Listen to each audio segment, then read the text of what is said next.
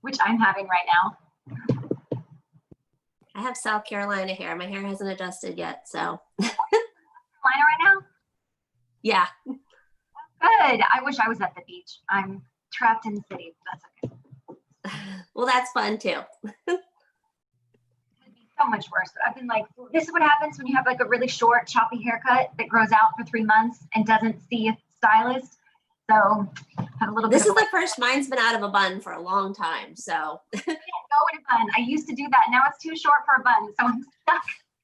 It's cute. I like it. Thanks. I feel like it's like got an almost a mullet thing happening. Like it's longer. I feel like a parrot. Yes, when I had my hair loose last week, a couple people complimented me on it, and I was like, this is what my hair looks like if I don't color or cut it for 6 months. So, I'm glad you liked it. Mine, I went blonde in September, just, for fun. And I'm not a natural blonde, so I had it touched up in January. But then by like March, I swear it was like brown to here and then blonde. And it looked like this really like trailer park trashy version of Cruella de Vil. It was so I ordered a box of hair color from Amazon, which I have not done my hair at home since I was 21. So I'm in the bathroom like shaking it. My daughter was traumatized. She was like, what are you doing to your hair? It was horrible and hysterical. So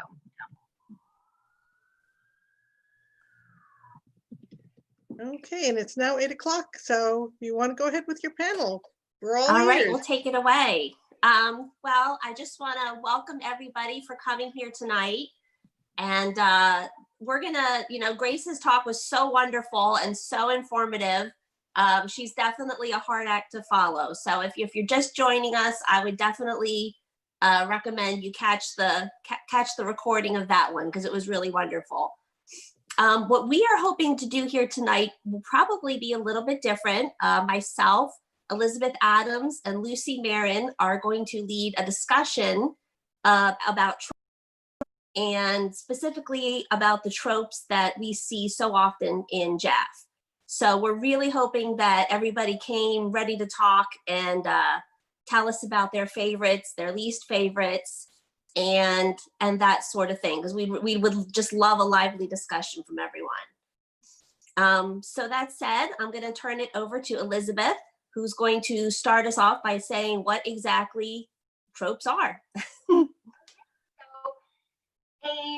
Hopefully the sound is better, by the way.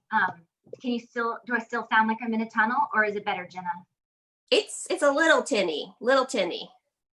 I don't know why that is. So sorry. Maybe I just have a tinny voice. It's a little better to me. So yeah, a bit better. We'll make it work. So, okay, so a trope is smaller than a theme, which is a really big idea, like redemption or forgiveness. But it's more like a recurring event or a recurring situation. So in our genre specifically, you'll see something like Elizabeth and Darcy get married because her father dies and she has to. Really popular one. They get married because they're caught in a horrible compromising position, locked in a library or, something like that. So a trope is basically something that keeps repeating, like, the proposal gets interrupted and then that changes everything. So basically it's a situation or a specific thing that you keep seeing slightly tweaked. Is that clear as mud for everybody? I think that's good. So a question that I certainly had is, why are tropes so popular? We do see some recurring themes over and over again. And I often think, certainly as a writer, that one reason they're popular is it's a way for us to put Elizabeth and Darcy together in an era where really them spending a lot of time together, alone, really talking openly would just not be proper. So if somehow they are stranded by a storm, or they're forced to marry when they don't understand each other and they're not both in love, well, they have no option but to have to deal with each other. And That's another way to express ourselves and bring our imagination to characters that we all really love, and who doesn't imagine them in some sort of different situation. And there may be only so many different themes we can write on, but the pleasure is in how each author comes about it.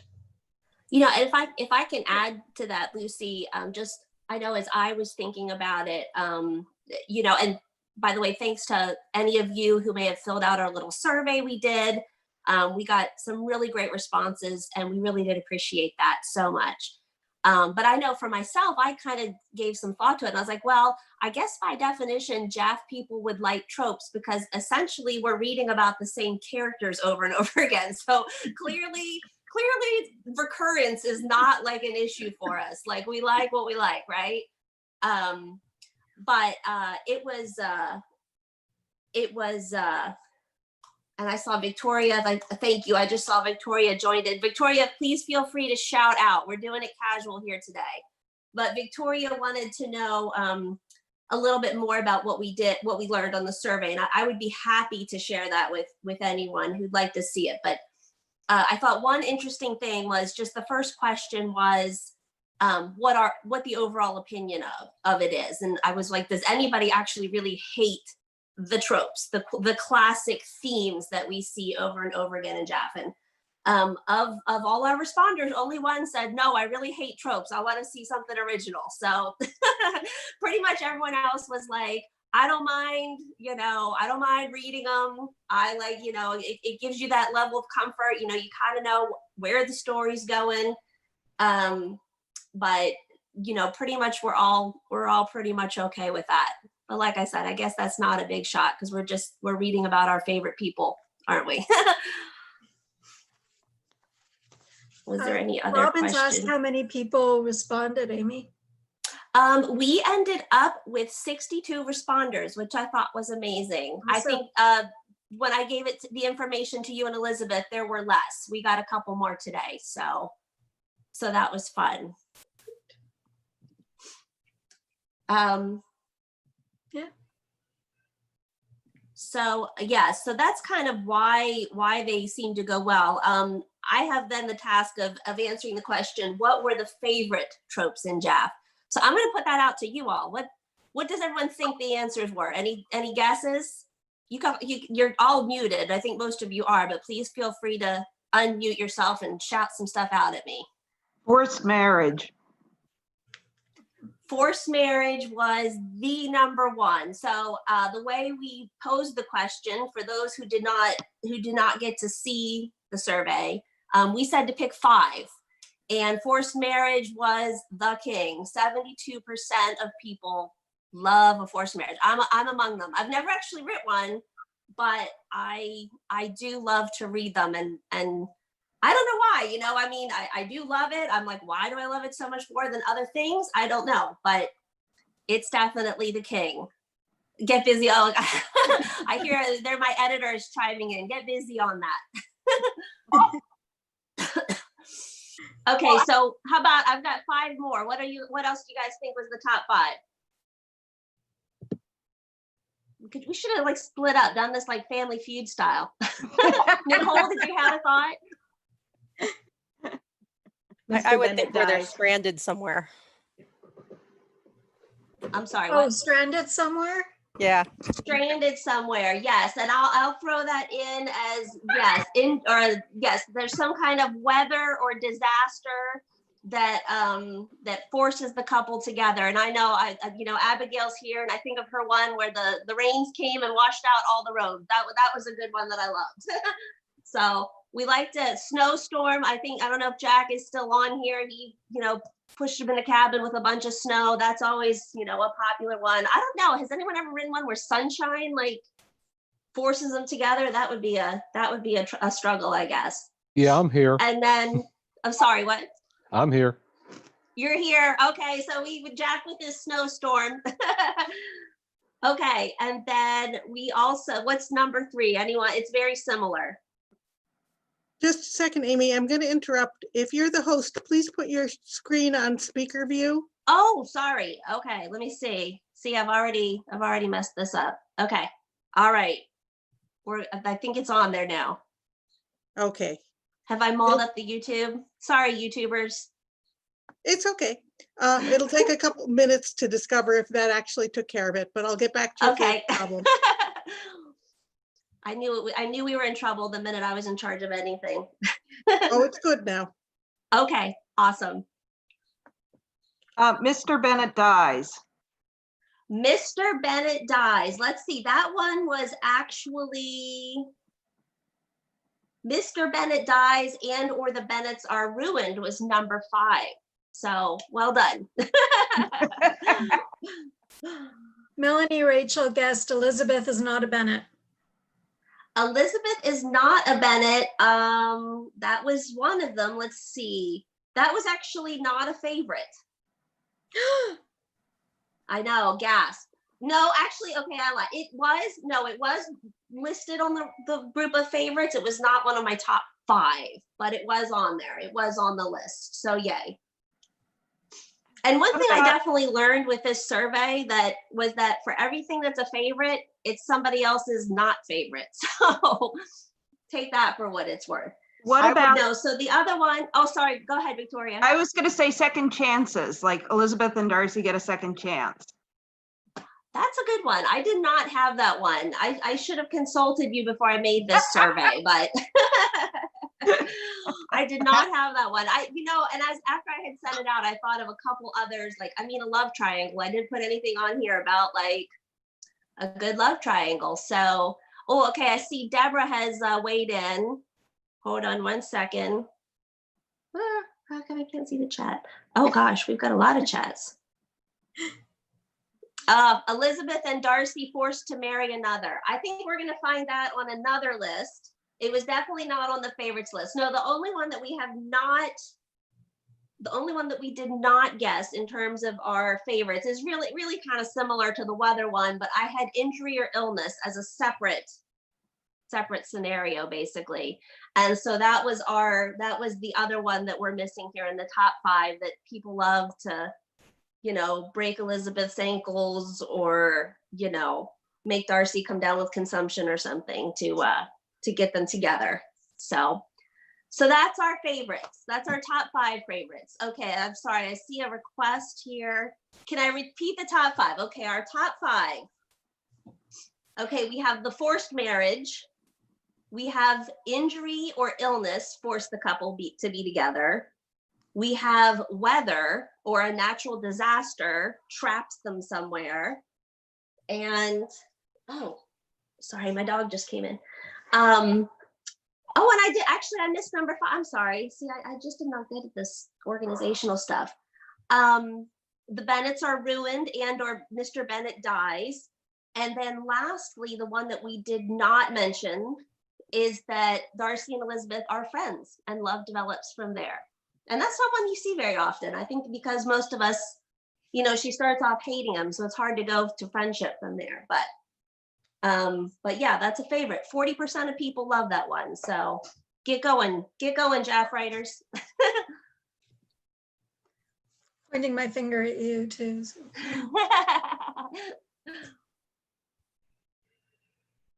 Okay, so I guess that means it's my turn to do the least favorite.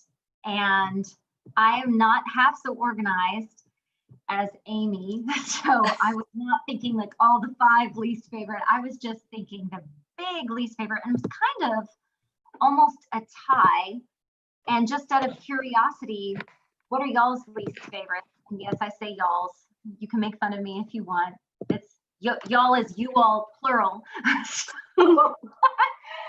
But I'm curious what you would think would be the least favorite. And even Amy and Lucy, we haven't actually talked a lot. So I'm curious yes, Jenna, y'all are in Baltimore now. So Jenna likes to tease me, FYI, y'all will see that happening in the Zoom chat on the side.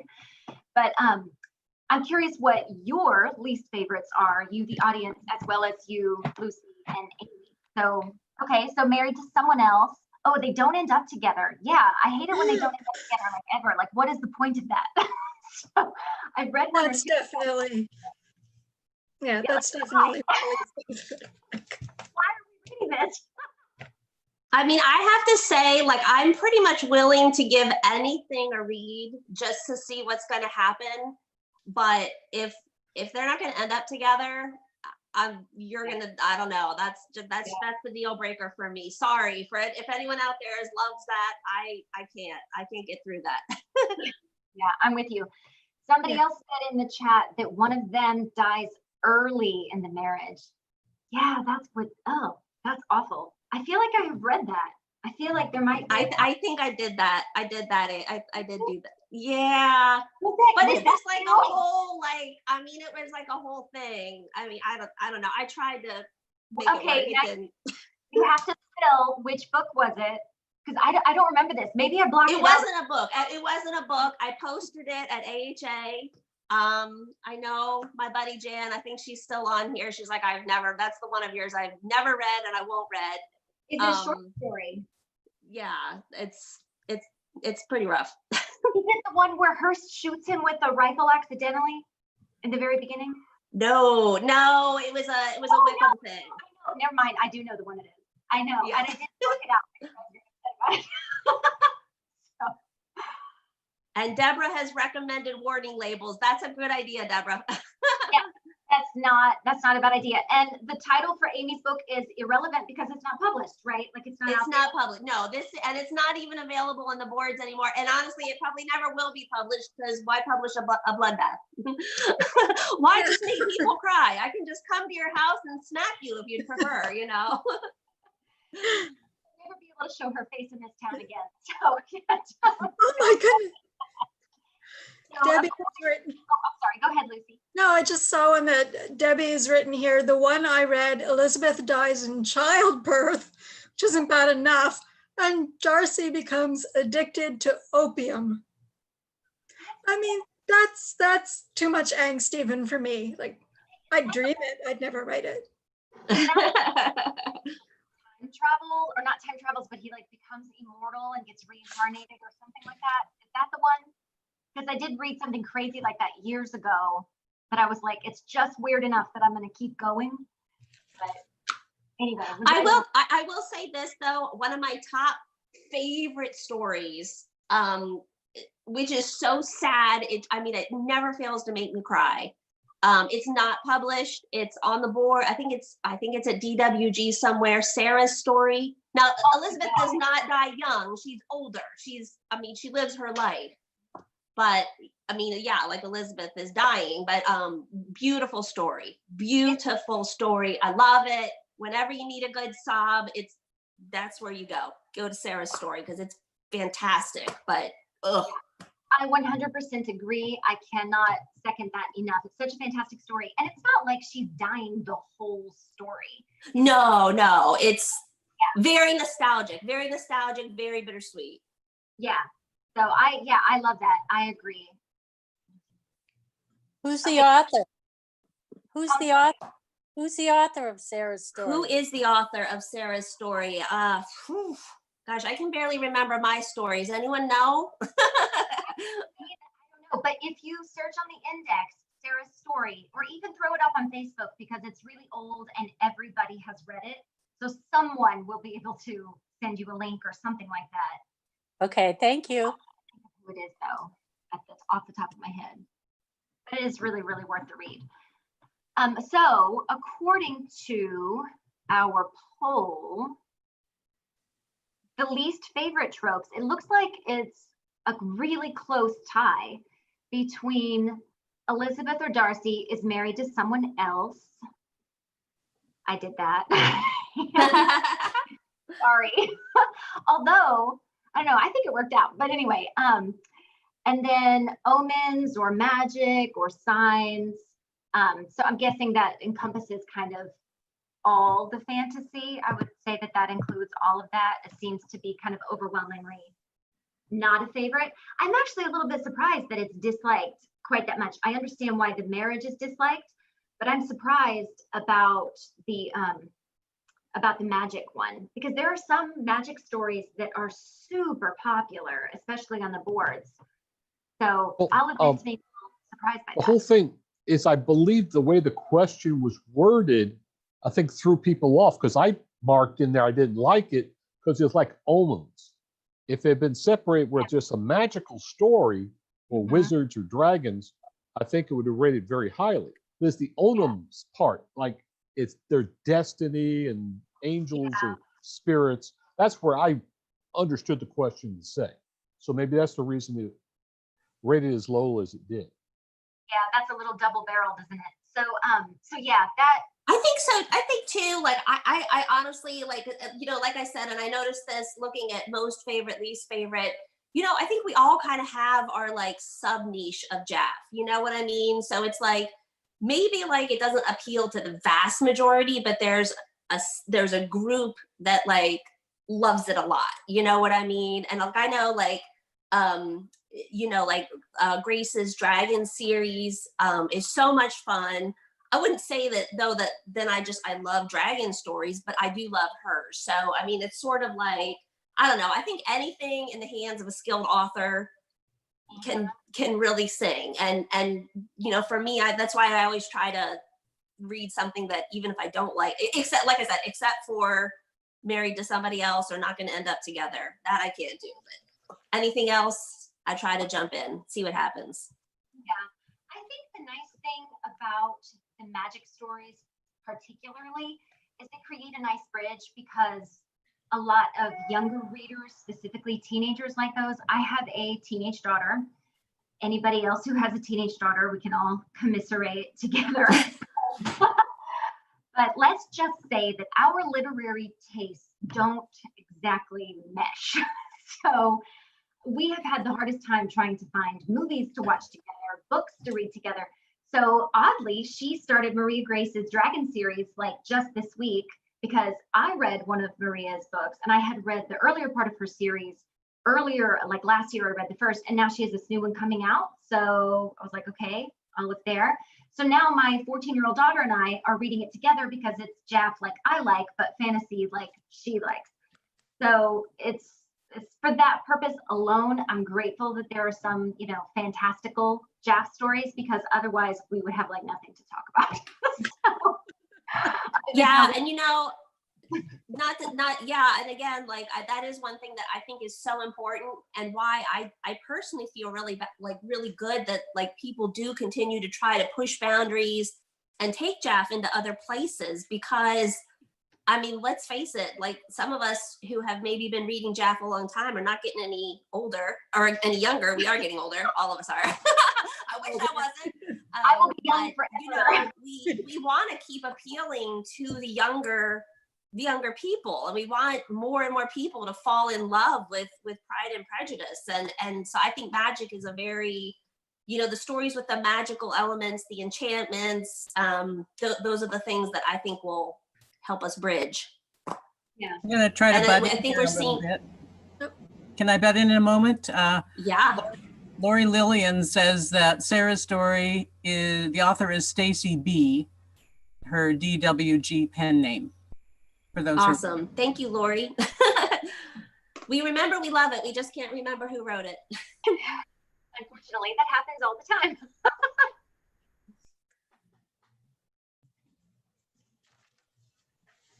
Thank you, Lori. So are we done talking about all the things we hate and want to talk about more that we love? I would say, I know for me, the other one thing that I was surprised also to see on the things we don't like, or the tropes, the least favorite tropes, is I was sort of surprised to see Georgiana being pregnant or having a baby. And I know, you know, I'm always so fascinated by the hidden stories. And Abigail, I know you touched on those on your talk from the other day, but I just always find the hints that Georgiana was pregnant in canon so interesting. So I'm surprised that that people just don't like that. People don't like to imagine that maybe Georgiana did have a baby. I wonder if that's because we all have this, we don't all have this image, I obviously don't, but this image that Georgiana is this really sweet young girl who's so shy she won't even talk to Elizabeth, because that's what we see in Pride and Prejudice. But when we see her for a blink of an eye in Pride and Prejudice, and really long after she almost eloped with George Wickham. So yeah, I wonder if that skews some of our perception of him. of her rather, and not wanting her to have actually had a baby. And Melanie just brings up, Melanie Rachel says, oops, sorry, I just lost your comment, Melanie. You say, where did it go? Oh, it brings up the point, which I think is very good. We don't know very much about her in canon, which I think is so true. And I know, like, I had personally never thought about the other side of Georgiana until I read when Lucy was posting her wonderful story, Being Mrs. Darcy.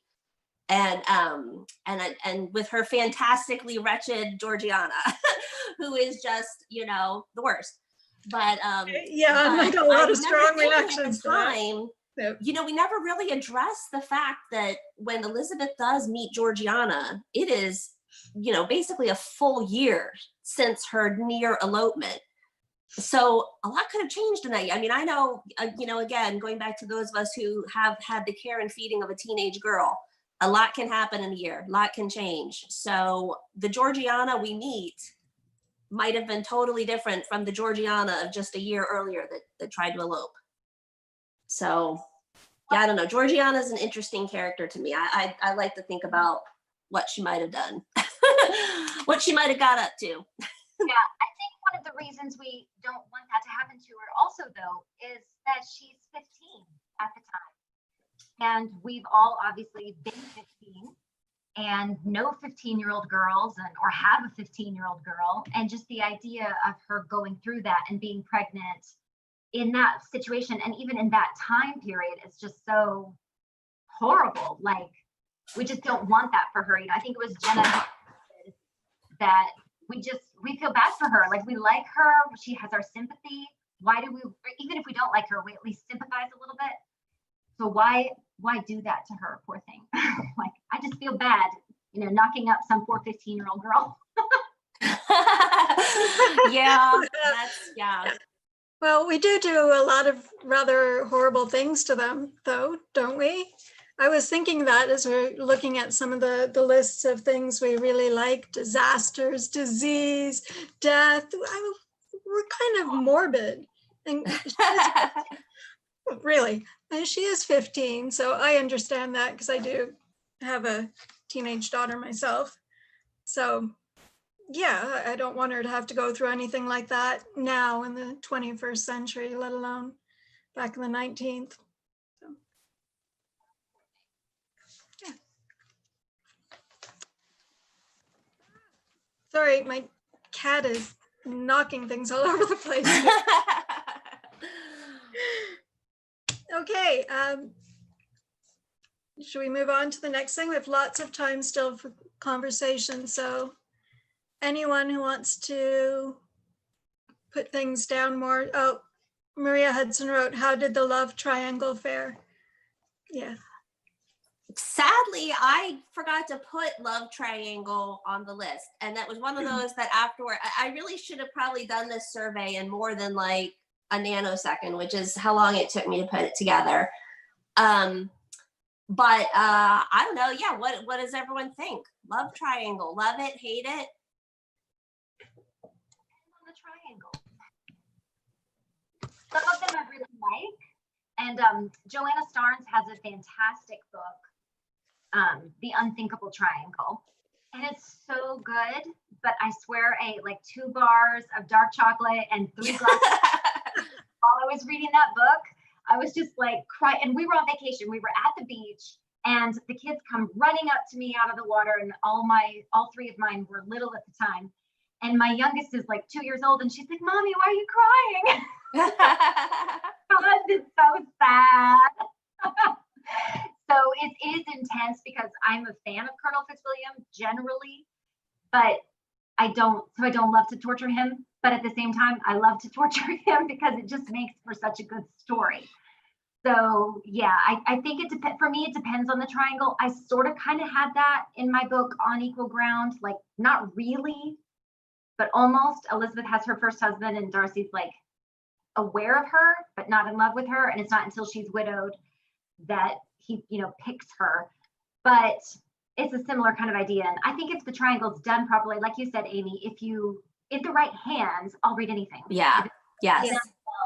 then I'll read it. And you know, I think you hit on something else. It's how much do you like Richard? You know, I mean, that's the thing. I mean, you know, like sometimes Richard to me is not, and his name's not even Richard. Colonel Fitzwilliam. Yes, thank you for pointing Colonel that out. I Fitzwilliam. named him Tom, You so- mean the loudmouth sorry. plot device? Sorry, what's that, Jack? Loudmouth plot device. Yeah. But you know, I mean, he's you know, we have made him in the fanon into this hero, and he doesn't necessarily need to be. I mean, we can make him be a jerk sometimes, and I know I did, to much dismay and wailing and gnashing of teeth. But you know, we like to think of him as Darcy's BFF and all that, and you know, he might not be. And so, you know, I think if you're going to do a love triangle, obviously it's probably easier to do it if you don't make him that great guy. There's a Yeah. little discussion on YouTube about Mean Jane. How about that for a trope?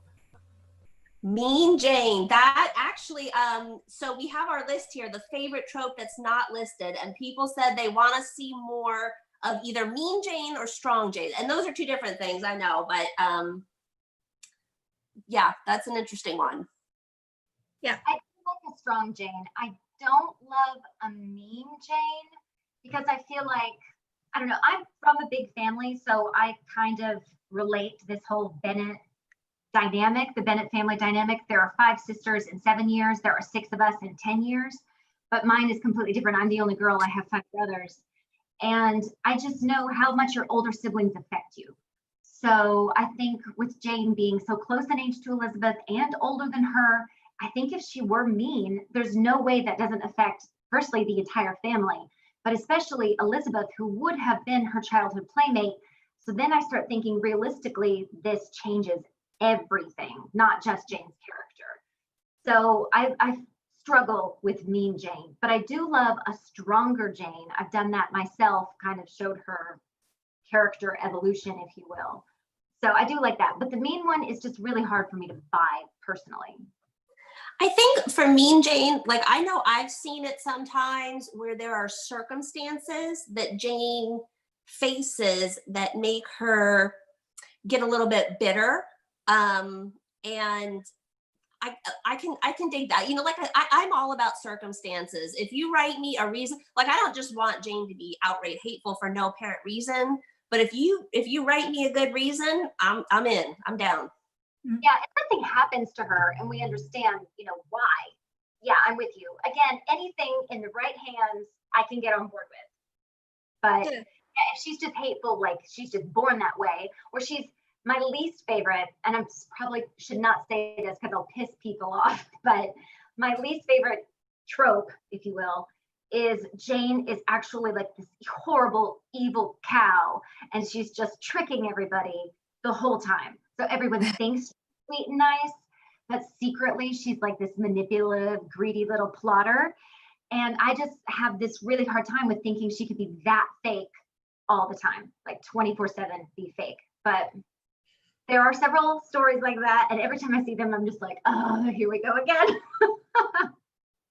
You know, Robin has also brought up another good thought, and I know I love to, you know, obviously we all have a way we feel about Darcy and Elizabeth not getting together, but what about stories without Bingley and Jane getting together? How's everyone think there?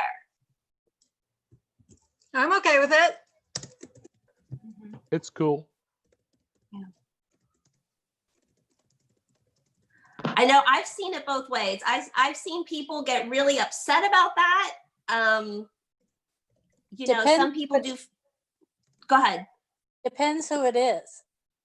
Like, it depends who she ends up with.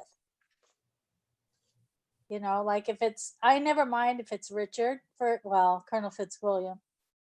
That never bothers me. But if it's somebody that she doesn't really love, I don't like it. Yeah, I think circumstance too. I mean, he does go away, right? He goes away for months on end. She doesn't think he's ever coming back. After a certain point, she has to give up thinking that he's actually coming back. So if someone else comes along that she thinks she can have a happy life with and a secure one, given how important marriage was to young women at the time, especially for the Bennets who have no money, no education with which to support themselves. You know, I'd buy it. She might regret it, but I'd buy it. Like she might regret it if he actually came back into her life. I wouldn't want to see her get married and be miserable because she always thought about the one who got away. Yeah, there are a lot of interesting comments happening on the site here. A lot of Yeah. Yeah, some people don't care, others just need it to be done properly. But I think for me personally, again, it's all about how it's done. So if Jane finds somebody else, like Lucy said, that she really likes, then you know, why not? Like that's a great idea. Let's let that happen. But if she's just going to be sad and miserable without Bingley, I don't know. I've played with it a little bit in my own writing where Jane is just really struggling with, she realizes that Bingley's probably not the best plan, but at the same time, she still loves him. And I think that sometimes you just don't choose who you love, and sometimes you recognize the faults in the person whom you love. Like, yeah, he's easily led. I still love him. You know, Darcy's a prideful jerk. We still love him. So, Right, right. Yeah. I would personally, I mean, this is just me, and maybe this is my modern brain thinking and putting a mindset that's not necessarily true, but I know for me personally, I like it when Jane's kind of like, no, like you just like, I have been embarrassed for 6 months because you didn't come, or however long it was, I'm not even, for however many months, you didn't come back. Everyone's been talking about me, like up yours. No. Yeah. You're so weak. You let your sisters and your friend tear you apart from me. Yeah, like I'm supposed to believe you really. Yeah, and one conversation later and you're coming into my mom's drawing room like, no, thank you. Yeah, I'm sorry, but yeah. And it must have been a long time because it was November 26th. And then basically almost October, like September. It's like 10 months. Yeah, that's a really long time. And of course, that's partly judging it from today's perspective. I mean, it is, but still. Yeah, I mean, they didn't live as long as we live now. So in that perspective, it's a larger chunk of her life.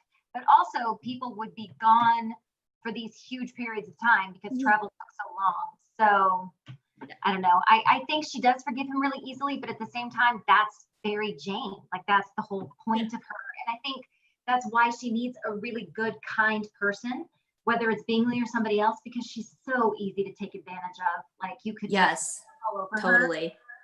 Yeah. So she and really Jenna just mentioned another great trope. The girl we love to hate. She said the best trope of all is a good Caroline set down. Oh, which, yeah. Hard to come up with new ways all the time, but yeah, like I'm all about whatever anyone can think of that gets Caroline what she deserves. Now, hold on there. Don't start picking on my girl. Jack, if she's your girl, I have concerns. Really? Here. I sometimes like thinking in anti-tropes, and we do all love, most of us, sorry, Jack, love the Caroline smackdown. So I'm like, how can I write a really nice Caroline that people will root for? And, you know, she may come off and people may think that she's not so nice, but really she is. And well, I don't know that I'll ever get to it because I haven't found a really good way, but. I will say, and this just probably reflects that I've written like, or read way too much. Like, I mean, I swear, like some of the things I've read, just everything. But there's a really good book that was focused on Caroline back this is an old, I don't know if it was a book or if it was posted online or where it was, but basically the Colonel makes it his mission to kind of reform Caroline, turn her into less of a mean girl and more of a, you know, a nice person. Jack's book. I feel like maybe it is. Is that your book, Jack? Well, it's a different Colonel. That's Colonel Sir John Buford, my Dark Darcy, who straightens her act out in The Three Colonels. Oh, so that is okay. There we go. So is it as old as I thought? I mean, when would I have read that? I can't remember. About when 10 years ago. Okay. And by the way, the sequel will be out this fall, so you're going to see a lot more of my Caroline. Okay, we'll see the good Caroline. Well, she's good, but she's got her edges. Yeah. Correct me if I'm wrong, but I thought you did something of that, like a little bit of that in Mr. Darcy Came to Dinner. Like it wasn't super. Yeah. Yeah. Yeah, I'm that was wondering a fun if that's one. the one you're thinking of. Yeah, that was a fun one to do because what I did was I made her kind of a normal person when she wasn't around Darcy. And so that's why she gets a proper set down from Colonel Fitzwilliam, who's really likes her. And that's why he gives her the set down, because she said, basically, wake up. You're never getting Darcy. He's above you. Besides, he doesn't like you anyway. Yeah. And so that was a really fun scene to write when Elizabeth, of course, is in the bushes and overhears it. And now she has to actually feel a little sorry for Carolyn, even though she can be a witch sometimes. It was fun. Yeah, And I will, really like that. sorry, just to support that, I want to bring up a comment from our chat room here that Melanie raises the point, which I do think is an important one, that Caroline, she is a bit of a mean girl, but she's not necessarily the, crazy girl that we do see sometimes. And I know I'll read both. Depends on, what the circumstances are and whatever. But it is an important distinct. I mean, she was, when I think of Caroline, I mean, she had every reason to think she could get Darcy. She was beautiful. She was, she had the money. She was best friend, or she was sister to his good buddy. So I do like to look at her from that perspective, is that, she wasn't just all out wild crazy, although sometimes I like to write her like that too. But Well, I will have to disagree with one point. There was one little factor why Darcy was out of her league, is that she was not a gentleman's daughter. yes, That's why he would never marry her, because Yeah. he wasn't impoverished. Now, you get somebody like Darcy who needed to have cash to flush up his estate, that's a whole different ball. then she's in the game. Yeah. Hey, Jack, Yes. they're saying very nice things about you in your book on YouTube. However, they're complaining that they can't see you on the video. That's because I have my camera off. Well, I know that's what I'm saying. So I'm wondering if you ever did a survey on secondary character tropes and what people would say, because I was interested in knowing, do people like it better when they get a set down, or if its secondary characters are reformed, or what happens? That would be a great poll to do. And we, there's all sorts. Amy proposed doing this poll to us and sent us one. And I said in one of the comments to Amy and Elizabeth, I've often just imagined doing this sort of more academic research on the fandom to really figure out what do we like, what don't we like, why. I mean, sometimes I think there must be some interesting reasons behind it. But no, that wasn't really part of this one. Yeah, like I said, I did this very quickly. Yeah. Something that was a bit more comprehensive might have been good, especially since we got so many good responses. I know that, for myself, with secondary characters, I don't know, I'm all about D&E. I mean, for me, like once in a while, I'll maybe dig into one, but I just love a good D&E story. Noticed recently kind of a run on character books where Mary comes into her own.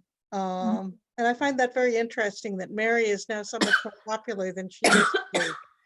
That there's now this whole thing about bookish Mary blossoming, and people thinking that because they'd been bookish as girls, they wanted to see Mary blossoming. So. And there are some really good ones of Mary doing that. I also really like Lydia redemption stories, because I feel badly for her. She's super annoying, but she's also just and so I feel like kind of the same. I don't want to see 15-year-old Georgiana pregnant. I don't want to see 15-year-old Lydia married to this guy who will be a horrible husband forever. I think that she was a product of her circumstances, and she had a very Elizabeth-esque personality, but maybe not quite as clever and her parents didn't have the energy for her by the time she came along.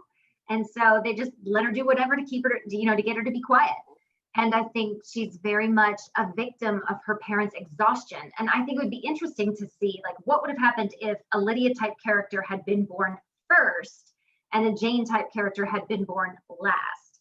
And I think that would be really interesting. Maybe I will, Melanie. Melanie's yelling. Maybe I will write that after the next like 5 that are in my head, and maybe I'll get to that.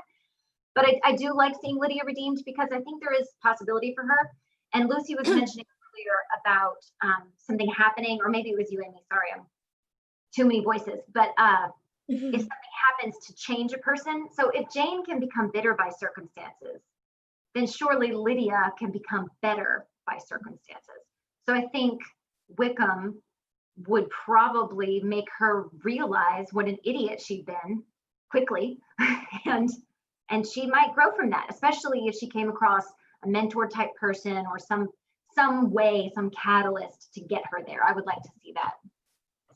Actually, I have in mind, it's way down on my list of things I have in mind in terms of JAFF, just a story where Jane and Elizabeth, who always seem so different than their 3 younger sisters, take a more active role in supporting them and guiding them in the absence of their parents actually doing it, so that they try to help them grow up and give them more of that parental structure that they obviously don't get from Mr. and Mrs. Bennet. Because I think that, I would agree with what you were just saying about Lydia. I think she is a product of her circumstances.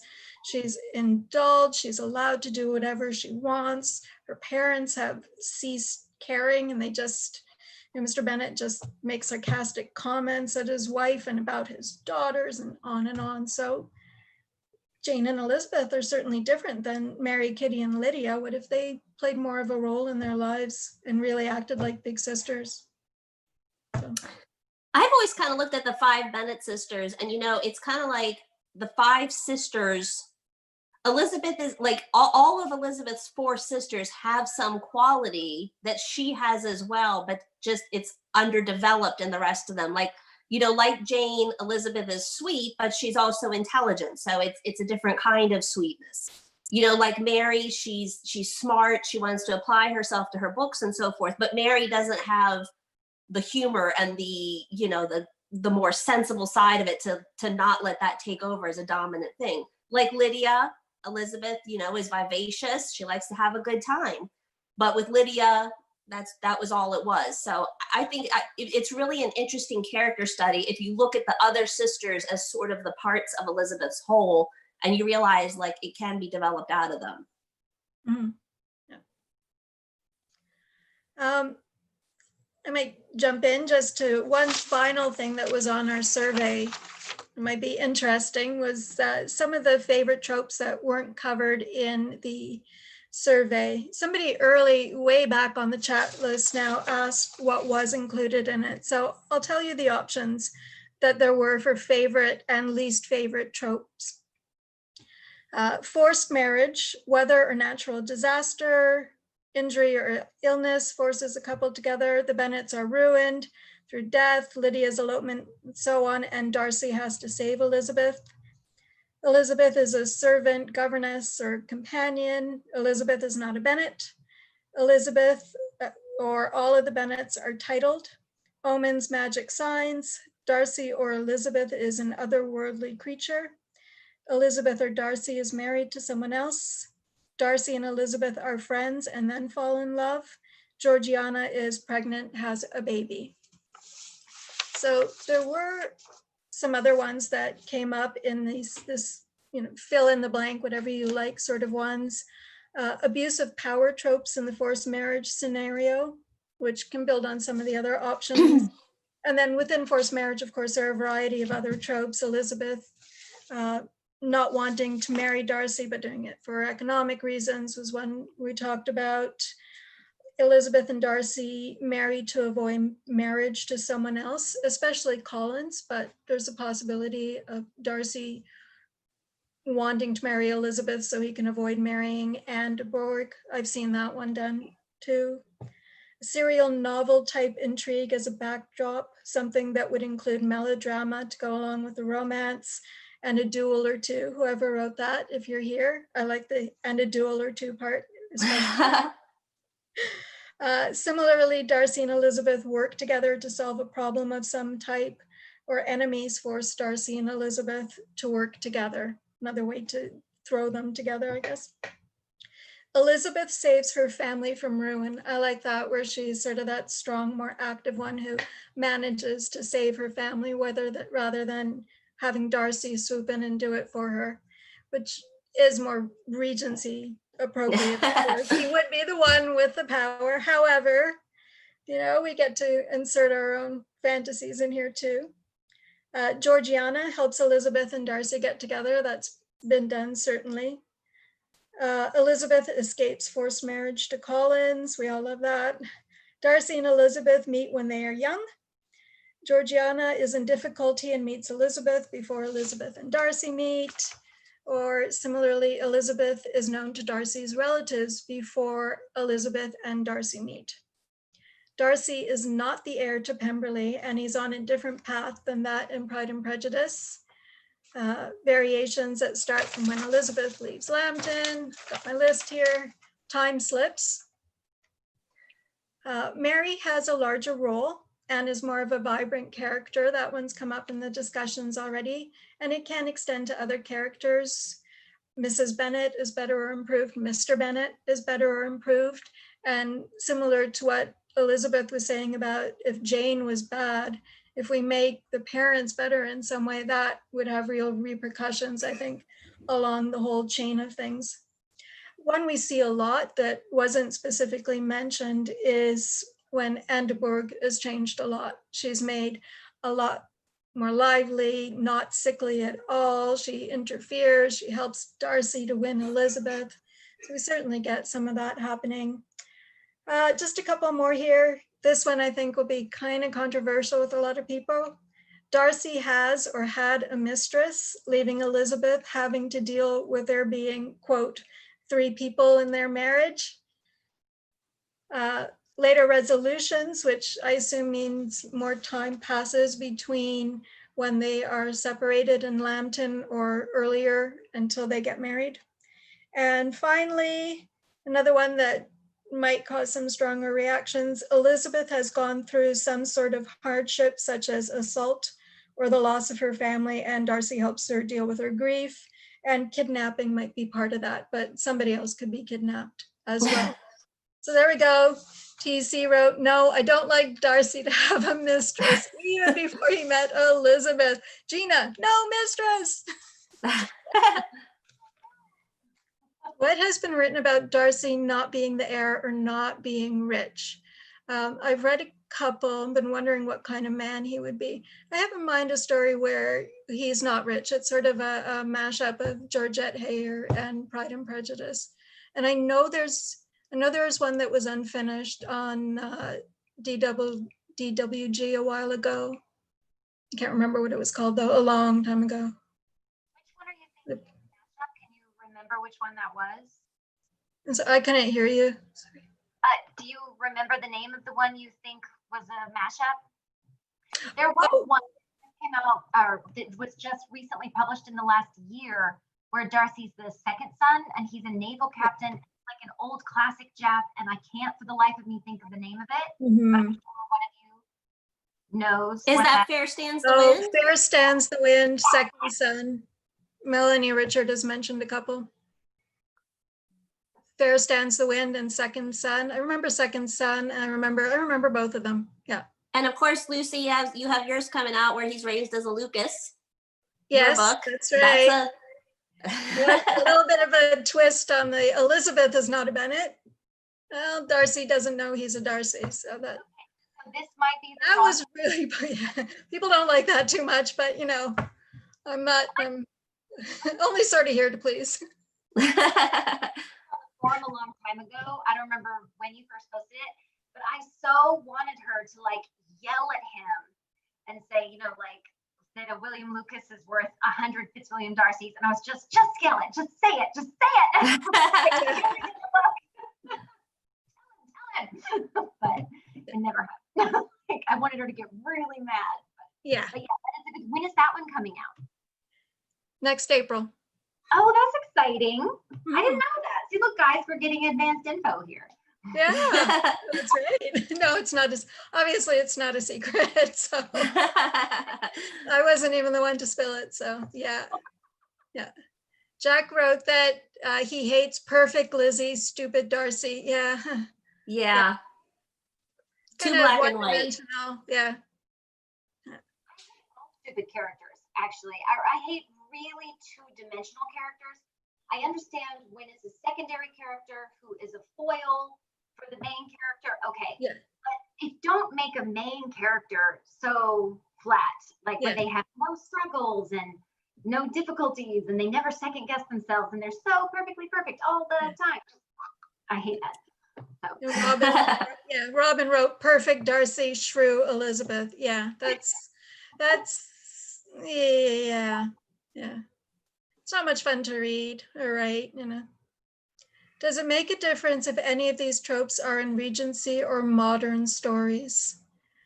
Well, yeah, some of them wouldn't really translate very well to modern times. Forced marriage, and there's certainly still marriage for economic reasons, but not the more traditional one. They've been locked together due to injury, bad weather. Oh, another cat. Mine's gone away. I think she's decided it's a little bit too hot here. The computer. Forced proximity rather than formed marriage. Yeah, that's a good way of putting it, Melanie. Certainly Darcy helping Elizabeth through some sort of trauma or vice versa. Green card, that's a good example too. Yep. Yeah, I think that's a good, I think we like this forced scenario because it's kind of the equivalent of locking two people in a closet and making them work it out, but for like a year. So they really have to sort this out because you're not getting out of this mess. So there's something, especially with stubborn characters like Darcy and Elizabeth, there's something really appealing about that. I mean, Jane and Bingley, why on earth would you ever need to lock them in a closet or make them get married? I mean, give them 5 minutes and they're going to be braiding each other's hair. So there's why are we doing that? How happy they'll be for the rest of their lives because they're both so sweet. Yeah. Yeah, if any couple are not perfect yet. Mean Georgiana, there have been a lot of really great ideas in the chat. So thank you everyone so much. But we've got Mean Georgiana. Yeah, I did that. But for good reason. And she does turn herself around. It just takes her a while. And she's really spoiled. So, you know. Yeah, actually, if I can throw in my own opinion, I don't think your Georgiana is so much evil. She's spoiled. Oh, terribly spoiled. Yeah, and then traumatized too, I think, from what happened. She was really humiliated by realizing that she was completely fooled by Wickham and thinking of herself as being mature and ready to get married. And it was all a plot to use her to get back at her brother and to steal her money. And she was 15. And I know Regency, 15 was considered really on the cusp of adulthood, whereas we wouldn't think of it that way now. And she would have been coming out into society in a year or two, meaning she was ready to get married, but it's still very young. But still, I think about a year or two before I got married, and I got married at 22. So push me back to 21, 20. I was still not ready to be married. So, I mean, and now everything we know about, the way the mind develops, and I can't even imagine. And Amy, you have one with a really bad Georgiana as well. Am I not allowed to talk about that? Is that a secret? Oh, no, you know what? You know what? I've changed it. That's actually, that's my one that's coming out soon.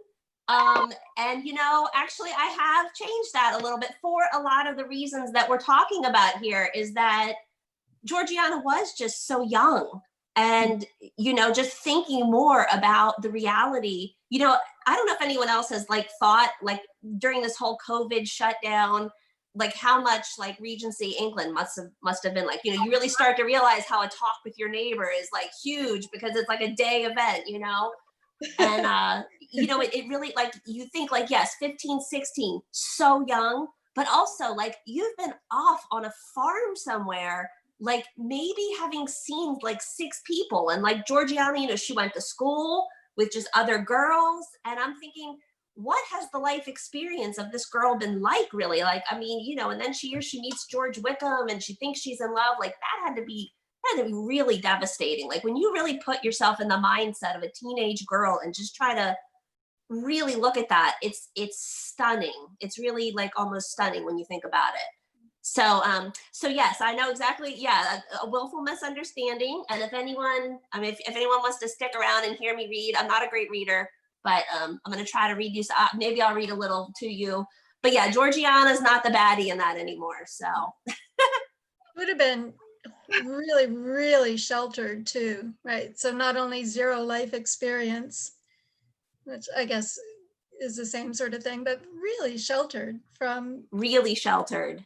And then there was Mrs. Young and her role in it. So yeah, Well, yeah, I can see it easily.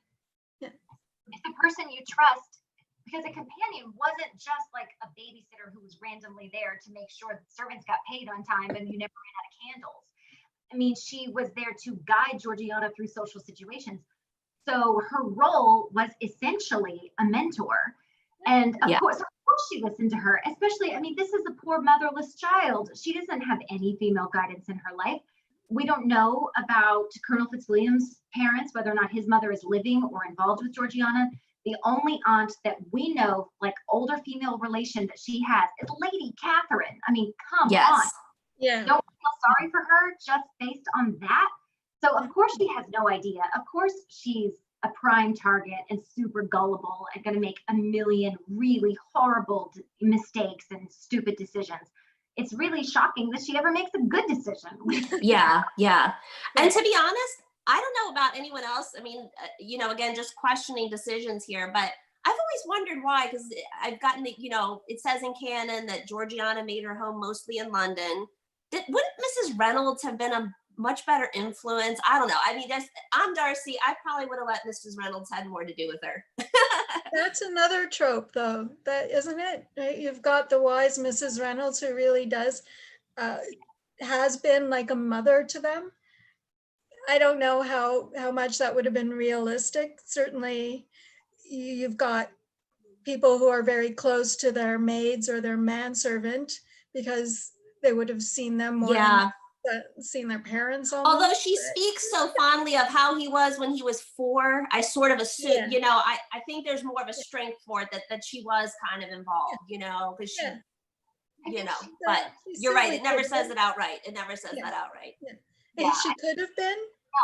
But, you know, I could see some people thinking that it wasn't really something that would have happened in the real Regency era because of the class structure. I've got cat hair in my all over me now. Thank you. Well, I also think there's a good point that we're at the top of the hour. So it's really Amy's turn to thrill us with her reading of her latest work. Oh, gosh. It's time to do that. And I'll be turning off my camera. I'll be passing stuff from you from the YouTube line. So you'll hear my voice in the background, but won't necessarily see my gorgeous puss for a while. Thank you, everyone. It was a wonderful conversation about tropes. Yes, thank you, everybody. And if I haven't scared you off too much, stick around. I'm gonna read to you.